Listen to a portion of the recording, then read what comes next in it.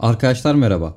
Bu videoda devre kartlarının tasarımdan kargoya, siparişten üretime kadar olan yolculuğunu inceleyeceğiz.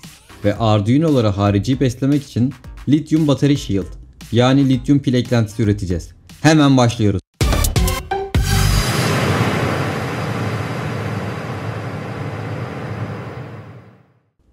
Devre tasarımı şu şekilde, çok karmaşık bir devre değil. Zaten ben çok karmaşık olmayan devreleri tasarlarken genellikle EasyIDE'yi kullanıyorum. Gayet basit bir arayüzü var. Hızlı bir şekilde prototip üretmemize olanak sağlıyor. Bunu PCB'ye dönüştürdüğümüz zaman dağınık şekilde komponentler geliyor. Uygun bir şekilde yerine yerleştirdiğimizde de bu şekilde bir PCB'ye geliyor. Bu bir Arduino Shield'ı. Analog girişler, dijital girişler, güç girişleri. Buraya logomu koydum. Faydalı olur diye 3.7, 3.3, 5 volt ve GND girişlerini artırdım.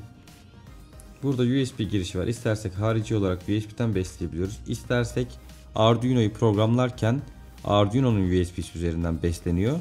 İstersek de içindeki depolanmış enerjiyi Arduino'muza verebiliyor. Lityum iyon ve lityum polimer pillerle uyumlu bir kart oldu. Şimdi bunu Gerber dosyasını dışarı aktaracağım. Buradaki kalınlığıyla buradan analog 3 pinine giden kalınlık aynı değil diye uyarı veriyor. Ben ignore diyorum, yani önemli değil, bilgim var diyorum. JLC PCB'den sipariş vereceğiz. Direkt buradan da sipariş verebiliriz. Ya da bunu Gerber dosyası olarak kaydedip JLC PCB'nin sitesinden de sipariş verebiliriz. Ben ikinci yöntemi seçtim. Çünkü siz farklı bir tasarım programıyla da bunu tasarlamış olabilirsiniz. Eagle gibi, KiCad gibi programlarla da yapmış olabilirsiniz.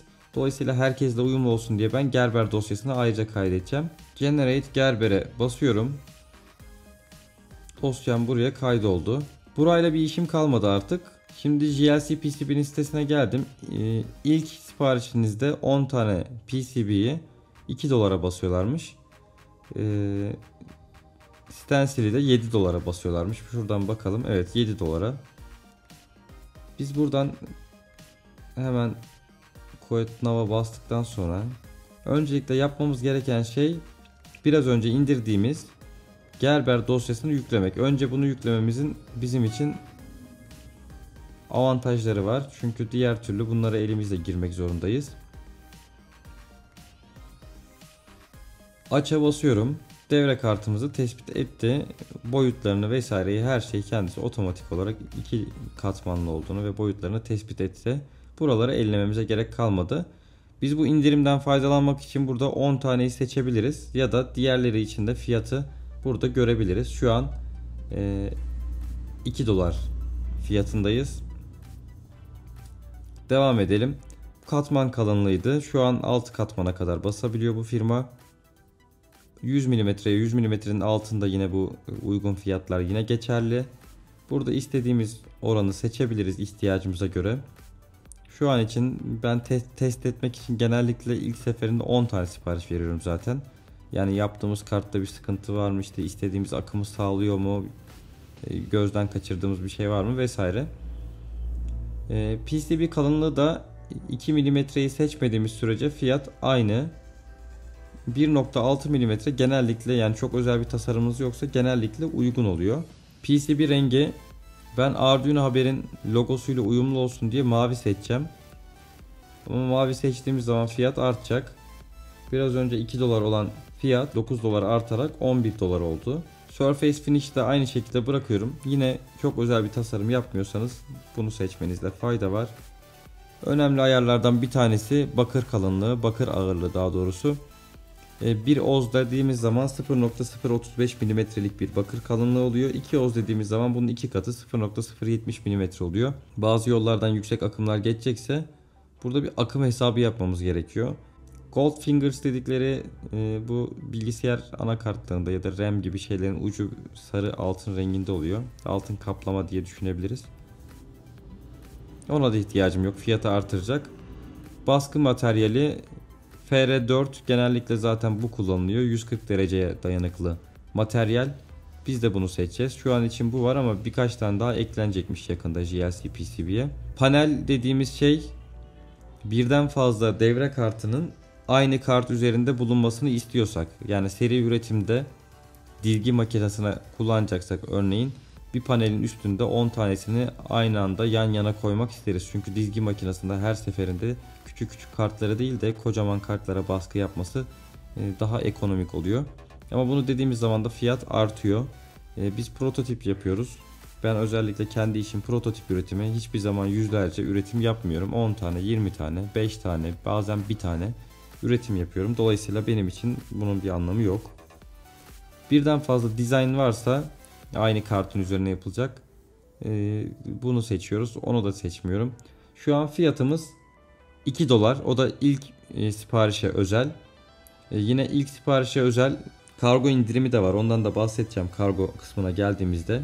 Ben bir de elek bastıracağım. Elek de benim lehimleme işimi kolaylaştıracak. Bakalım, non-framework olanlar en ucuz olanlar. Zaten ağırlığı da daha hafif. Diğerleri hem daha ağır hem kargo fiyatını da artırıyorlar ağırlıklarından ve boyutlarından dolayı.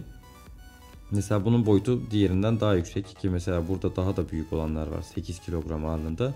Bunlar inanılmaz şekilde kargo fiyatını da artırıyorlar. Dolayısıyla yine küçük çapla üretim yapacaksanız, ki bunun yöntemlerini de göstereceğim bir sonraki videoda, bunu seçmekte fayda var. Eğer baskı devrenizi dizgi makinesiyle yapacaksanız o zaman şunlardan sizin makinenize uygun olanı seçmeniz gerekiyor. Devam edelim. En uygun yöntemi seçtiğimi düşün, yani benim işime göre en uygun yöntem buydu. Bunu seçtikten sonra devam ediyorum. Kaç tane istediğimiz? 1 yeterli. Bu no kalsın. Yine bu tip şeylerle ilgili gerçekten merak eden arkadaşlar çıkıyor. Videonun altına yorum yaparsanız oradan konuşalım. Hepsini anlatırsak video uzuyor. Bunu da bu şekilde bırakıyorum. Burayı da bu şekilde bırakıyorum. Sonra fiyatlandırmaya tekrar bakıyorum. Renkten dolayı 9 dolar oldu ki yeşil seçseydim bu olmayacaktı. 7 dolar da eleğimiz oldu. Toplamda 18 dolarmış. 310 gramlık da ağırlık olacakmış kargoda. Save to cart dediğim zaman kısaca bakıyoruz, bir sıkıntı yok. Biz bildiğimiz bizim kart. Checkout diyorum. Checkout dediğim zaman ödeme ekranına geleceğim. Benden adres istiyor. Adres bilgilerimizi dolduralım. Kaydete basıyorum. Kaydetme başarılı dedi. Burada adres bilgilerimi artık gördüm. Fatura adresi diyor. Aynı adrese gelsin faturamda. Şimdi burada iki tane seçenek var. Bir tanesi China Post'la gelen, yani ucuz olan kayıtlı posta ama. Yani AliExpress gibi sitelerden de alışık olduğumuz kayıtlı posta. Bunun fiyatı benim biraz önceki verdiğim siparişe göre böyle. Eğer elek almasaydım bu 8 dolar 7 dolar civarında oluyor genellikle. O civarlara düşecekti. İlk siparişte 7 dolardan fazla bir şey alıyorsanız 20 dolarlık kargo indirimi uyguluyorlar. Benim bu hesaptan ilk siparişim değil. Daha önce sipariş verdiğim için bundan faydalanamıyorum. Öyle olsaydı buradan bedavaya gelecekti kargo. 7 dolarda 7 dolar ve üzeri bir şey alsaydık, ki ben 9 dolarlık almış olacaktım eğer yeşil PCB bastırsaydım ve bir tane de elek alsaydım 9 dolar olacaktı, örnek veriyorum. Kargoyu da ödemeden 9 dolara kapıma kadar gelecekti. Yani bu fiyatlar sizi yanıltmasın. İlk defa sipariş vereceksiniz, böyle de bir indirim yapıyorlar. Bence gayet de iyi bir indirim. Ben DHL'i seçeceğim. Hızlı gelmesini istiyorum. Ödeme yöntemi olarak da iki tane yöntem var. Temel olarak bir tanesi kredi kartı, banka kartı ödemesi.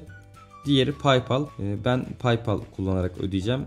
Pay butonuna bastığım zaman siparişim tamamlanmış oluyor. Bir haftada elime ulaştı. DHL ile geldi.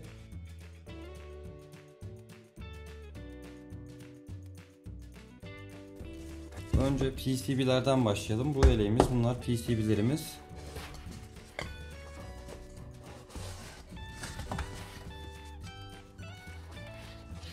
Gayet güzel kutulanmış, poşet var, kutu var. Kutunun içerisinde baloncuklu zarf var.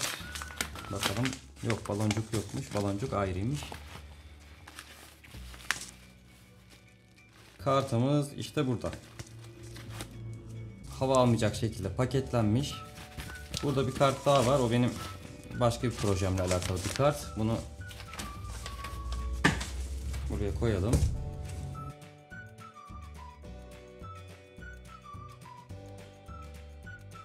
Bu benim kendi projemle alakalı. Bu da çekeceğim video ile alakalı olan elek. Evet, bu şekilde geldi.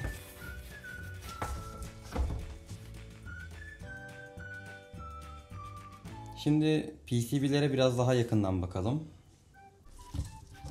Yolda gelirken hava almaması önemli. Çünkü hava aldığı zaman oksitlenebilir. Önce bir sayalım. 1, 2, 3, 4, 5, 6, 7, 8, 9, 10, 11. Bir tane fazla göndermişler. Onu da muhtemelen yedek olsun diye göndermişlerdir diye düşünüyorum. Şimdi bir tane PCB'den başlayalım.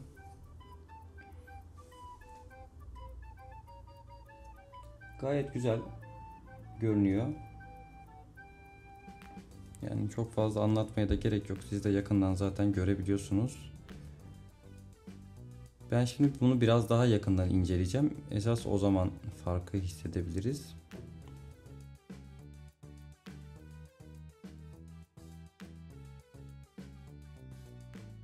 Gördüğünüz gibi mikroskopumuz güzel bir şekilde görüntüyü buraya aktarıyor. Aynı zamanda Full HD kayıt da yapabiliyor. Bu kaydettiğim videoları da yine birazdan size göstereceğim. Şimdi biraz daha yaklaşalım.